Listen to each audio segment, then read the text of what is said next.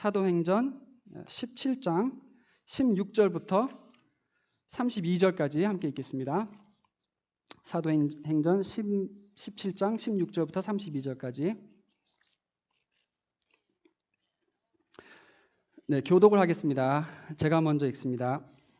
바울이 아덴에서 그들을 기다리다가 그 성에 우상이 가득한 것을 보고 마음에 격분하여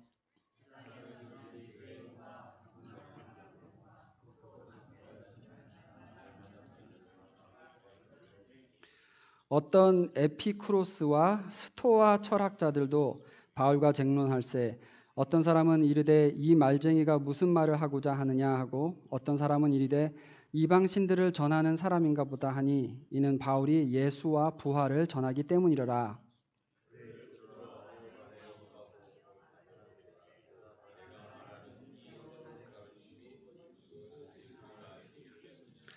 네가 어떤 이상한 것을 우리 귀에 들려주니 그 무슨 뜻인지 알고자 하노라 하니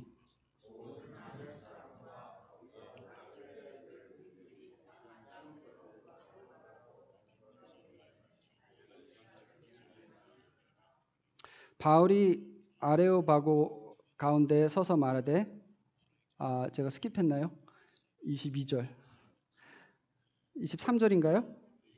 2절 2절 맞나요? 예. 바울이 아레오바고 가운데 서서 말하되 아덴 사람들아 너희를 보니 범사에 종교심이 많도다.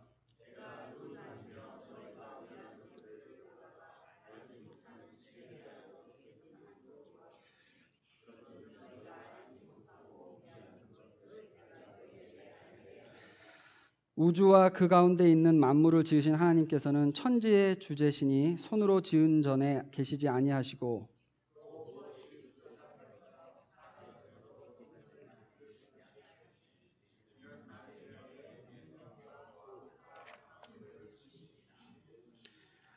인류의 모든 족속을 한 혈통으로 만드사 온 땅에 살게 하시고 그들의 연대를 정하시며 거주의 경계를 한정하셨으니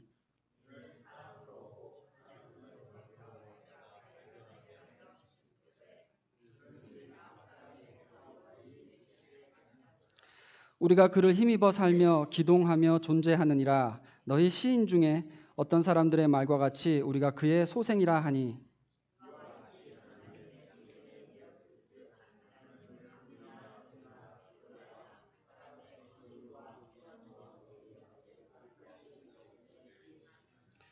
알지 못하던 시대에는 하나님이 간과하셨거니와 이제는 어디든지 사람에게 다 명하사 회개하라 하셨으니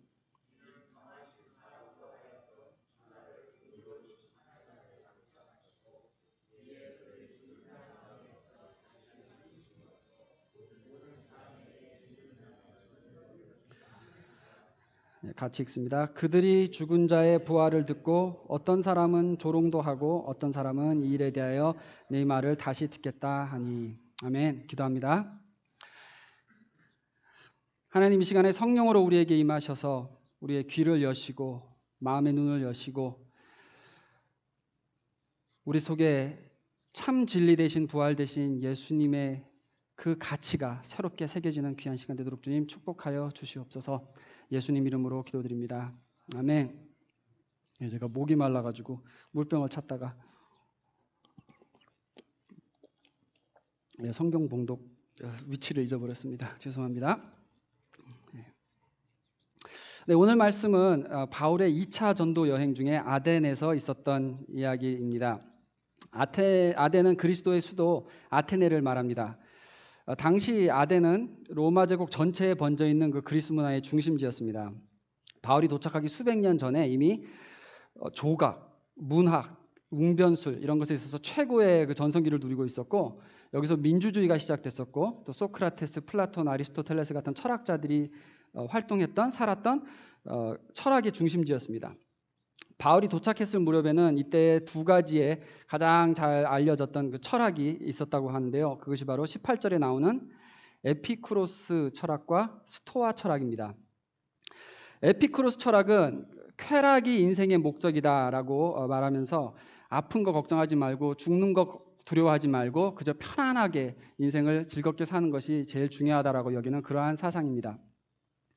스토아 철학은 인간의 논리적 사고 또 개인의 존엄성 학식, 또 도덕적인 우월감 이런 것을 중요시 여기고 그것으로 자존감과 본인의 명예와 이런 걸 세우는 그러한 철학이었습니다. 신학자 F.F. 브루스가 이 두 가지 철학을 이야기하면서 예수의 이름을 들어본 적도 없는 그 문명 시대에 그 시대에는 최고의 지식인들이 제시했던 인생의 답들이다라고 이렇게 이야기를 합니다. 아무리 최고의 문화가 발달한다고 해도, 아무리 철학이 발달한 사회였다고 해도 인간이 어디서 왔는지, 무엇을 위해 사는지, 또 죽으면 어떻게 되는지 이것을 알지 못하는 상황에서는 결국 이런 철학밖에 제시할 수가 없다는 것입니다. 사실 오늘날에도 마찬가지입니다. 이 둘 중에 하나입니다. 에피큐리어스와 같은 죽음에 대해서는 생각하지 말고 그저 편안하게 쾌락을 누리고 일단 지금을 즐기는 것이 가장 중요한 것이고 그게 목적이다라고 삼으면서 사는 사람. 또 한 부류는 뛰어난 논리적인 사고, 과학이나 지식이나 이런 것을 의존하면서 훌륭한 도덕성을 세운다든가 이렇게 개인의 나만의 자존감이 중요하다라고 여기면서 인생의 가치를 찾는 부류. 이 두 가지가 오늘날에도 변함없이 적용이 되는 철학입니다. 그리고 그 당시에는 아테네에 사람보다 신이 더 많았다 할 정도로 우상이 많았다고 합니다. 가는 데마다 신전이었고요. 그렇게 문화가 발달하고 종교적인 열심이 있었지만은 영적인 빈곤은 매우 심했습니다. 그 당시 아테네의 분위기를 잘 설명해주고 있는 것이 오늘 본문의 16절과 21절, 22절입니다. 16절, 바울이 아덴에서 그들을 기다리다가 그 성에 우상이 가득한 것을 보고 마음에 격분하여 21절에 모든 아덴 사람과 거기서 나그네 된 외국인들이 가장 새로운 것을 말하고 듣는 것 이외에는 달리 시간을 쓰지 않음이더라. 또 바울이 아레오바고 가운데 서서 말하되 아덴 사람들아 너희를 보니 범사에 종교심이 많도다. 그러니까 문화 수준은 대단한 상황이고 종교심도 깊고 또 잘 살았던 것 같습니다. 왜냐하면 와서 요즘에 새로운 아이디어가 뭐냐, 뭐가 좀 센세이셔널한 새로운 뉴스가 뭐냐, 새로운 이념들이 뭐냐 이런 걸 이야기를 나누면서 일도 안 하고 사는 사람들이 수두룩했다는 얘기입니다. 그러나 그것은 예수 그리스도를 모르는 사회였고 그런 곳에 이제 바울이 오게 된 것입니다. 제가 오늘 말씀을 준비하면서 저 대학교 1학년 때가 계속 생각이 났습니다. 제가 이 대학교 1학년 때 이제 팟럭으로 돌아가서 미국 친구들 2명하고 기숙사에서 살게 됐는데 한 명은 이름이 케빈이라는 학생인데 정말 인테리 중에 인테리였습니다. 이 친구가 전공이 역사학이었고 그다음에 부전공으로 철학하고 언어학을 같이 3개를 하면서 4년 만에 졸업을 했어요. 근데 그 누나는 더 대단하세요. 이렇게 보면은 왜 눈이 막 빠릿빠릿해가지고 이 사람 천재다 그냥 보고 알 수 있는 그런 분위기의 사람이었는데 이제 친구가 그러더라고요. 도서실 가서 한쪽 벽에 꽉 채운 그 책을 보면서 우리 누나는 25살인데 벌써 저 책 다 저만큼의 양의 책을 읽고도 남았다 이렇게 얘기를 하더라고요. 그래서 믿겨져요. 왜냐하면 얘기를 해보면은 너무 이 생각이 빨라가지고 쫓아가질 못하겠는 이제 그런 분이셨습니다. 그런가 하면 또 다른 친구, 룸메이트, 엑설이라는 친구였는데 엑설은 여러분 아시는지 모르지만 건센로즈의 그 싱어 이름이 엑설입니다. 그 가명을 가져다가 자기 이름처럼 하고 이렇게 지내는 친구였는데 이 툭하면은 이렇게 기숙사에서 마약을 합니다. 뭐 여러 가지 종류의 마약 이름 전 그때 다 배웠고 또 마약을 하면 어떤 증상이 나오는지 그때 다 눈으로 봤습니다. 그리고 여자친구가 있어서 기숙사에 데려와서 뭐 설교에서는 제가 말씀을 드릴 수 없는 그러한 이야기들인데 여러분 뭐 대학가의 그 기숙사 실태를 여러분이 저보다 더 잘 아실 겁니다. 아주 문란한 생활을 하고 또 둘 다 음악을 좋아하는 게 아주 심한 그 헤비메탈 중에 막 그 사탄 숭배의 그 내용의 가사를 넘나드는 이러한 내용들. 그래서 저는 기숙사에 딱 들어가면은 이 벽에 왼쪽 오른쪽 다 그 막 해골바가지 사진에다가 뭐 여러분 아시는지 몰라요. 뭐 아이런 메이든 9인치 네일, 뭐 AC/DC, 뭐 그거보다 더 언더그라운드 아주 심한 이런 음악들을 맨날 듣고 있었던 친구입니다. 공교롭게도 또 지금 생각해 보니까는 제가 고 1학년 때 그리스 신화 클래스를 택하고 있었어요. 그래서 그 누가 좋다고 추천을 받아서 그걸 듣고 있었기 때문에 밖에 나가면 그리스 신화 맨날 그거 외우고 공부해야 되고 기숙사에 들어오면은 한 사람은 뭐 아주 깊은 철학도, 한 사람은 아주 뭐 문란한 생활, 쾌락을 위주로 하는 생활 이런 친구 둘이 기숙사에 있고 막 포스터는 이상한 거 붙어 있고 이 사도행전 17장의 이 문화 그대로 저는 그때 체험을 하면서 살았던 것 같습니다. 그런데 또 재밌는 거는 이 케빈이란 친구는 어렸을 때 교회를 다녔대요. 부모님 따라서. 그리고 엑소란 친구도 이제 사립학교, 기독교 사립학교를 다녔고, 그랬던 친구들이 이제 어떤 과정을 거치면서 이런 세상 문화에 완전히 깊이 빠져 있는 사람들이 되었습니다. 이 친구들하고 밤 늦게까지 자주 피자를 시켜 먹으면서 많은 토론들을 나눴었는데, 1년 살면서 뭐 밤을 새다시피 열변을 서로 그 종교에 대해서 또 철학에 대해서 많은 이야기를 나눴던 기억이 있습니다. 근데 뭐 저는 영어도 그때 짧을 때고 뭐 지금도 그렇지만 이렇게 똑똑한 친구들하고 비교가 안 됐죠. 한 명은 너무 똑똑하고 한 명은 너무 그 세상 물정에 아주 밝고, 그래서 이 상대적으로 저를 아무것도 모르는 순진한 기독교 학생이라고 이렇게 그들이 저를 취급을 했습니다. 제가 아무것도 모르는 기독교 학생은 아니었는데 상대적으로 워낙 이들이 깊이 그런 문화에 젖어 있으니까 그렇게 저를 취급을 했었습니다. 철학, 종교에 대해서 정말 많은 이야기들 나눴는데 지금 기억나는 거는 우리는 늘 다미노 피자를 시켜 먹었다는 것하고 타핑은 항상 머시룸과 베이컨을 한 피자를 먹었다, 이거밖에 기억나는 게 없어요. 아마 너무 많은 이야기를 하면은 그런 문제가 있는 것 같습니다.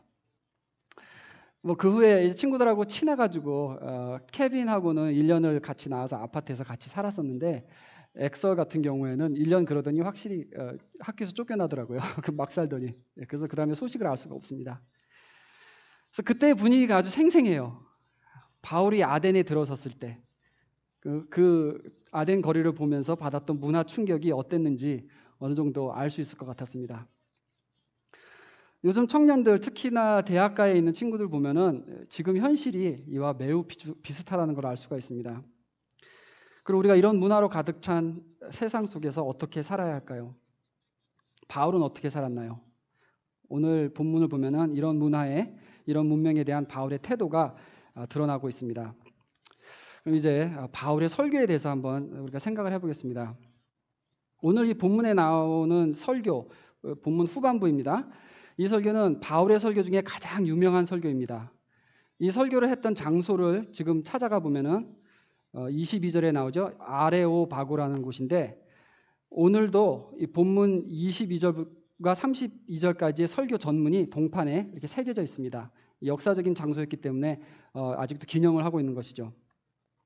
이 설교는 정말 설교 중에도 마스터피스였고, 히브리인 중에 히브리인이라고 자체에서 말하던 바울이 그가 갖고 있던 모든 그리스 문화 배경을 다 활용해서 가장 그리스 문화 사람들한테 맞는 설교로 예수와 유대교를 전혀 들어본 적이 없는 사람들에게 복음을 전하는 아주 귀한 설교로 기록이 되어 있습니다. 그리스 철학가들의 시를 인용하지만 성경 구절은 인용하는 것이 없습니다. 그러나 내용은, 그 핵심이 매우 성경적이고, 그래서 어떻게 예수를 모르는 사람한테 설교를 하는가, 전도를 하는가에 대한 좋은 본이 되고 있습니다. 설교 내용을 제가 요약을 해서 말씀을 드리자면 이렇습니다. 그 흐름이 이렇습니다. 먼저 당신들이 얼마나 종교심이 큰지를 바울이 인정을 합니다. 그런데 이렇게 많은 신들을 당신들이 섬기지만은 여러분은 알지 못하는 신을 섬기고 있다.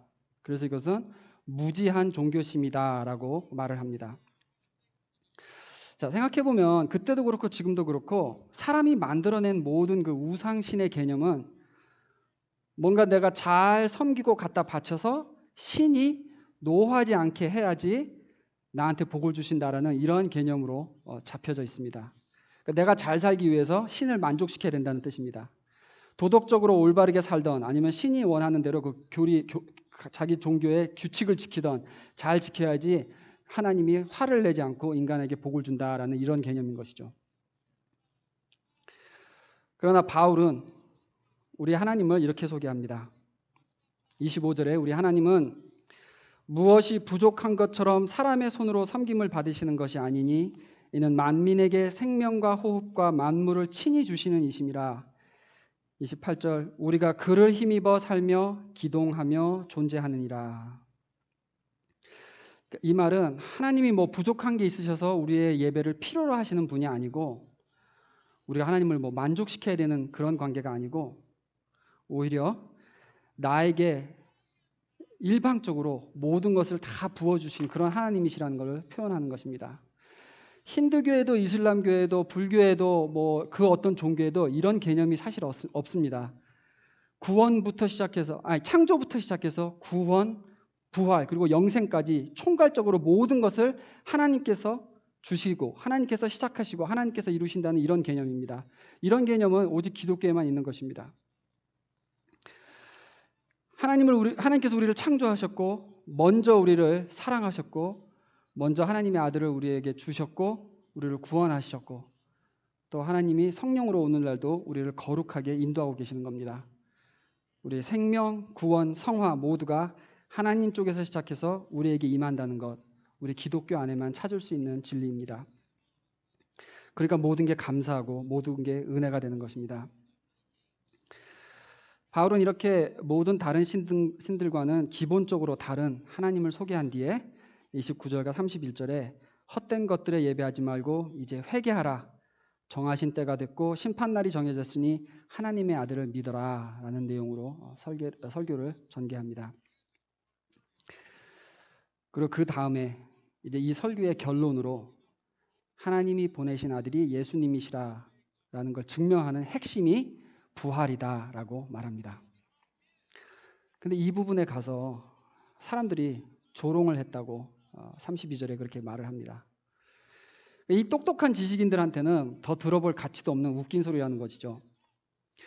결국 끝에 가서 믿는 자와 믿지 못하는 자를 나누는 포인트는 예수님의 부활이었습니다.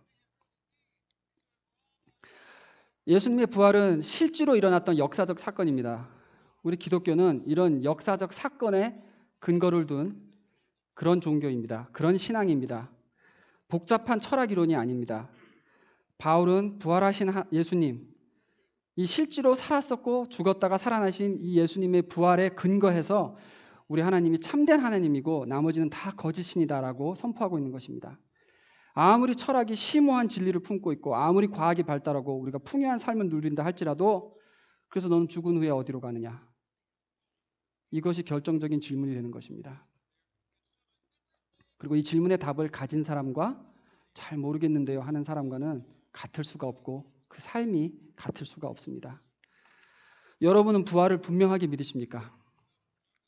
부활하게 될 거를 믿기 때문에 예수님과 함께 부활하게 될 것을 믿기 때문에 오늘 사는 삶이 달라지고 있습니까? 그 차이가 정말 내 신앙이 진실된 것인가를 말해주는 아주 좋은 중요한 부분입니다. 그 차이를 모른다면 부활을 믿는 것도 아니고 부활을 모르면 예수님을 믿는 것도 아닙니다. 내가 정말 예수님을 믿는다면 오늘 내가 이 땅에서 눈을 감는 그 순간에 영원한 하나님과 함께하는 시간이 시작된다는 것을 확실하게 믿고 있어야 되는 겁니다. 그러면 오늘을 사는 삶의 그 목적과 자세가 달라질 수밖에 없는 것입니다. 바울은 그렇게 달랐습니다. 총구석에 살다가 지금 처음 이 문화의 중심지에 왔는데 처음 서울에 올라온 사람처럼 막 눈이 휘둥그레지고 여기서 좀 기가 죽을 수도 있는 그런 상황이지만은 아무런 거리낌 없이 담대하게 아덴의 거리에서 복음을 외칠 수 있었습니다. 16절에 바울이 아덴에서 그 성의 우상 가득한 것을 보고 마음에 격분하여 바울의 눈에는 아무리 그들이 인테리한 지식층이고 세련된 문화를 만들어낸 사람들이다 할지라도 무지한 종교심 뿐이었다는 것을 잘 알고 있었습니다. 부활을 모르는 사람입니다. 저들이 겉보기와는 다르게 사실은 얼마나 불쌍하고 궁핍한 영혼들인지를 꿰뚫어 보고 있었던 것입니다. 근데 바울은 어떻게 예수님의 부활에 대한 확신이 있었을까요? 다른 제자들은 예수님이 사는 것을 봤고 십자가에서 달려 돌아가시고 부활하셔서 걸어 다니시는 걸 다 봤던 제자들이지만 바울은 사실 그렇지가 않습니다. 우리와 같은 처지에 있는 사람들입니다.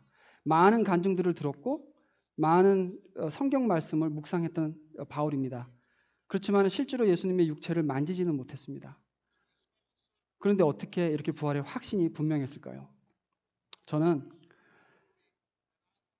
하나님께서 다른 12제자보다도 이 바울을 들었어서 이렇게 복음 사역을 사용했던 이유가 바로 우리도 제자들이야 예수님을 직접 눈으로 봤으니까 그렇지라는 이런 핑계를 대지 못하도록 바울을 특별히 들으셨다고 이렇게 생각을 합니다. 우리와 같은 처지인데 그럼 바울은 어떻게 이런 부활의 확신이 분명했는가? 바로 다메섹에서 만난 예수님 때문입니다. 부활하신 예수님을 인격적으로 사울아 하고 부르시는 그 예수님을 직접 만났기 때문에 예수님의 육신을 직접 만지고 봤던 다른 제자들과는 다르겠지만은 확실한 그 예수님은 살아계시구나라는 그 체험이 바울에게 있었던 것입니다. 우리도 바울과 같이 살려면은 예수님을 인격적으로 만나는 순간이 꼭 있어야 하는 것입니다.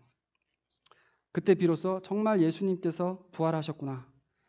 예수님께서 정말 나에게 나타나셨구나. 나를 지금 살리고 계시는구나. 라는 확신을 얻게 되는 것입니다. 이것은 어떤 그 환상이나 뭐 기적 같은 이런 기적적인 스토리가 될 수도 있지만 꼭 그런 것이 아니고 그것뿐만이 아니고 복음이 나에게 실제로 적용되는구나라는 걸 깨달은 그 순간, 그때가 곧 예수님을 인격적으로 만나는 순간입니다. 아는 청년 하나가 자기가 어떻게 예수님을 만났나 그 이야기를 저한테 설명을 하는데 교회를 오래 다녔던 친구예요. 그런데 설교를 듣다가 설명을 하는데 그냥 정리를 못 하더라고요. 그리고 하나 확실한 거, 그냥 복음이 나한테 이루어졌다. Gospel happened. 이렇게 설명을 합니다. 늘 듣던 주일마다 듣던 설교인데 그날 설교에 Gospel happened. 정말 이 복음이 나한테 적용이 되는 진짜 복음이 되는 것입니다. 그 순간이 예수님을 인격적으로 만나는 순간이 되는 것입니다. 그럼 모든 게 바뀌는 게 맞습니다. 아무리 심오하고 막 지혜롭고 감동스럽게 읽었던 철학이나 문학이나 영화, 여기저기 다 흘려다니는 세상의 그런 단상들, 그 어느 것도 우리를 움직이고 변화시키지 못합니다. 왜냐하면 아무리 아름답고 감미롭고 감동을 주고 재밌고 맛있어도 나를 죽음에서 건지지 못한다는 걸 알기 때문에 그렇습니다. 이것이 바울이 말하는 결론입니다. 너희가 아무리 똑똑하고 최고의 문명을 살고 있다 할지라도 너희 속에는 부활이 없다는 것, 사람을 살리지 못한다는 말입니다. 라비 제커라야라고 현재 살아있는 최고의 기독교 변론가가 있습니다. 인도 사람인데요. 그가 책에서 어떻게 자기가 예수님을 만났나라는 이 간증을 하십니다. 청소년기에 아주 큰 번뇌를 거치면서 삶의 의미를 찾았다고 합니다. 열심히 갈급한 심정으로 찾는데 열심히 힌두교에 대해서 배우고 살았는데 어느 날 지나가다가 우연히 장례식을 보게 됩니다.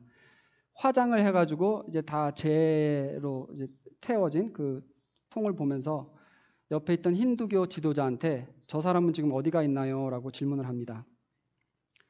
힌두교 지도자가 학생, 그것은 평생 물어야 하는 질문이고 절대 그 답은 찾지 못할 것이요 라고 대답을 합니다. 이 젊은 라비 제커라야는 그 말을 듣고 아니 지도자가 저렇게 말하는데 나 같은 사람은 무슨 소망이 있나 라고 더 큰 좌절에 빠집니다. 그러면서 그때의 그 자기 심정을 나중에 장폴 사르트르라는 철학자가 잘 표현했다라고 이렇게 회상을 합니다. 장폴 사르트르는 20세기의 그 주류 철학을 이루는 실존주의 철학의 대표적인 인물입니다. 라비 제커라의 말이 이 장폴 사르트르가 쓴 제일 유명한 책에 이렇게 말한다고 합니다. 내가 대답하지 못하는 유일한 질문이 하나 있는데 그것은 왜 죽지 않고 아직까지 내가 살고 있는가? 왜 자살하지 않는가? 라는 질문에 대한 자기는 답을 못한다고 이렇게 얘기를 했다고 합니다. 라비 제커라의 심정이 딱 그랬습니다. 삶에는 의미가 없는데 살아야 되나 죽어야 되나? 아무리 깊고 심오한 이야기를 해도 결론에 가서 그럼 나는 왜 사냐? 이거에 대한 답을, 나는 왜 자살하지 않는가라는 답을 얻지 못한다는 것이죠. 그래서 라비 제커라야는 청소년기에 자살을 시도합니다. 근데 실패를 해요. 그리고 병원에서 깨어났는데 누가 성경책을 건네줍니다. 그때 딱 펴서 읽은 곳이 요한복음 14장 6절, 예수께서 가라사대 내가 곧 길이요 진리요 생명이니 나로 말미암지 않고는 아버지께로 올 자가 없느니라. 그리고 조금 더 내려가 읽어보니 예수님이 하시는 말씀, 이는 내가 살았고 너희도 살겠습니다. 그 부분에서 라비 제커라야는 예수님께 삶을 드리기로 다짐을 합니다. 지금은 세계의 모든 그 대학가들을 찾아다니시면서 예수님이 왜 진리인지를 변증하는 아주 유명하신 분으로 활동 중이십니다. 이 말씀, 이는 내가 살았고 너희도 살겠음이라. 길이요 진리요 생명 되신 예수님, 바로 크리스찬만이 갖고 있는 부활의 약속입니다. 생명의 약속입니다. 저는 27년이 지난 지금도 그 대학교 1학년 때 케빈하고 나눴던 대화들 중에서 사실 피자 얘기 말고도 딱 한 가지 기억나는 부분이 있습니다. 어느 날 밤에 제가 긴 토론 끝에 물었습니다. 너 그렇게 인생이 모두 허무하고 답이 없다면서 그럼 넌 왜 사냐? 이 장폴 사르트르의 질문과 사실 같은 질문인 것이죠. 왜 의미 없는 삶을 끊어버리지 못하고 계속 사느냐? 그때 케빈이 대답합니다. 혹시 인생의 의미를 찾을 수도 있지 않을까 해서 나는 계속 산다 라고 대답을 합니다. 지금도 생각을 하면 그 목소리까지도 귀에 생생하고 그 케빈의 특유의 웃음소리로 이렇게 허허 웃으면서 뭔가 좀 멋쩍어하고 그렇지만 눈빛에는 너무나 진지한 뭐 철학도 같은 그런 진지함으로 나에게 그 말을 했던 기억이 납니다. 가끔 이 친구 생각이 나요. 얼마 전에 궁금해갖고 제가 작년쯤인가 찾아보니까는 이름 구글에 치니까 바로 나오더라고요. 예일 대학교에서 지금 교수를 하고 있습니다. 똑똑한 친구 맞았어요. 네. 근데 저는 지금도 기회가 되면 그쪽에 갈 일 있으면은 케빈 한번 찾아가서 이야기를 하고 있습니다. 뭐 너무 유명하신 분이라서 저를 만날 수 있을지는 모르겠지만은 가서 물어보고 싶어요. 케빈, 그래서 이제는 인생의 의미를 찾았니? 너 27년 전에 말했잖아. 찾았으니까 지금 살고 있는 거 아니야? 아니면 아직도 그때처럼 언젠간 찾길 바라면서 계속 살고 있는 거니? 아니면 에피쿠로스의 철학이 말하듯 고대 그리스에도 그렇고 오늘날에도 흔한 이런 사상, 아픔과 죽음은 일단 덮어놓고 무시하고 일단 오늘을 즐기기 위해서 살기로 결심을 한 거니? 아니면 스토아 철학이 말하듯 그때나 지금이나 고상한 지식이라든가 훌륭한 도덕을 쌓아서 존재의 의미를 채우며 자존심을 채우며 살기로 결정을 한 거니? 우리 27년 전에 얘기했던 대로 한번 솔직하게 얘기를 나눠보자. 그렇게 물어보고 싶습니다. 아니면 혹시라도 긴 고민을 접고 너희 부모님의 신앙으로 돌아가 예수님을 만나진 않았니?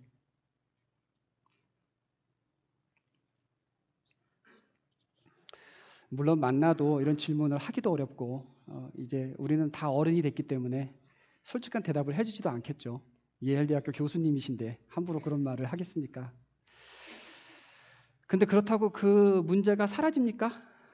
여러분, 우리가 나이가 들어서 어른이 돼도 이런 질문들이 벗어나지 못하고 그냥 안 그런 척 이제 뭐 다른 데다 의미를 품은 척하고 살지만은 결론적으로 해결이 안 되고 평생을 사는 사람들이 너무나 많습니다. 여러분은 어떻습니까? 예수를 믿는 크리스찬이라고 하긴 하지만 정말 예수님 만나고 인생의 의미를 찾는 모든 고민이 다 해결이 되셨습니까? 아니면 크리스찬이라고 하지만 세상에서 말하는 수많은 그 단상들과 글들 속에서 가랑비에 옷이 젖듯이 이 세상 철학에 차츰차츰 젖어들고 믿음 없이 고민하는 번뇌하는 세상 사람들과 별다를 거 없는 그런 고민으로 자주 좌절하고 계십니까?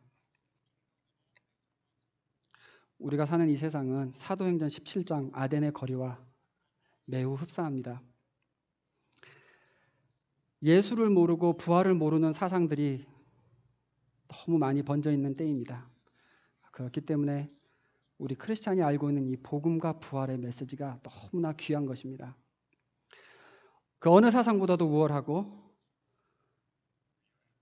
그 어느 사상보다도 생명을 주는 유일한 진리입니다. 너무 간결하지만 또 너무나 깊고 정확한 구원의 길이 그 속에 있습니다. 찬란한 아테네의 문화가 바울을 기죽이게 하지 못했습니다. 왜냐하면 그 속에 복음이 없고 부활이 없으니 결국 멸망으로 가는 인생이라는 것이 바울에게는 확실했기 때문에 그렇습니다. 우리도 하나님의 자녀되는 우리도 그 어떤 지식의 말과 어떤 세련된 문화에 현혹되시지 마시고 우리가 가진 이 믿음의 가치를 퇴색해 가지 않기를 간절히 기도합니다. 부활하신 예수님을 인격적으로 만났기 때문에 나도 부활할 것을 확실히 믿기 때문에 그 어떤 세상의 생각들에도 우리가 때묻지 않는 그리고 담대하게 복음의 가치를 붙들고 기뻐하며 세상을 살아가는 여러분 되시기를 주님의 이름으로 축복하고 기도합니다. 네, 함께 기도하겠습니다.